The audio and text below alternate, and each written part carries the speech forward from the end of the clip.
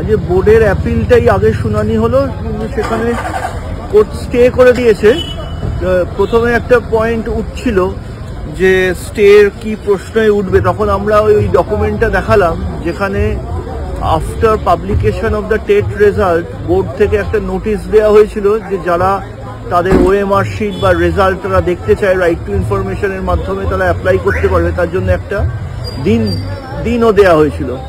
তো সেইটা দেখে কোর্টকে এইটুকুনি বোঝানো হলো যে এদের একটা অপরচুনিটি ছিল to find out there result 2016 সালেই, সেইটা ওরা অ্যাভেল না করে তারা 3 বছর পরে এসে হাইকোর্টে এসে রিট পিটিশন করে বললো যে আমাদের রেজাল্ট দেখানো হচ্ছে না, এবং সেইখানে পুরো জিনিসটাকে রিওপেন করার জন্য সিবিআই এনকোয়ারি যা চলছে।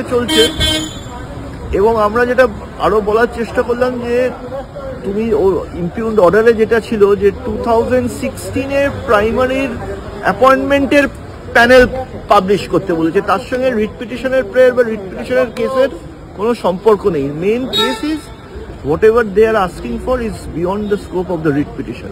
সেই পয়েন্টেও জজ সাহেবকে বলা হয়েছে। এই সবগুলো শুনে জজ সাহেব এখন এই অর্ডারটা স্টে করে দিয়েছে, প্রাইমারিলি অন দ্য গ্রাউন্ড যে the case made out in the writ petition is different.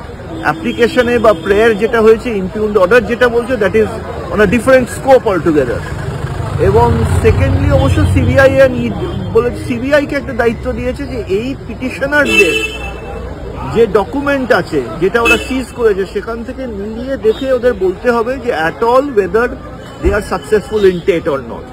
যদি ওরা টেটে সাকসেসফুলি না হয় কতদূর ওরা এবার প্রোগ্রেস করতে পারবে এই রিট পিটিশন নিয়ে, that is the question which will be gone into on the next occasion.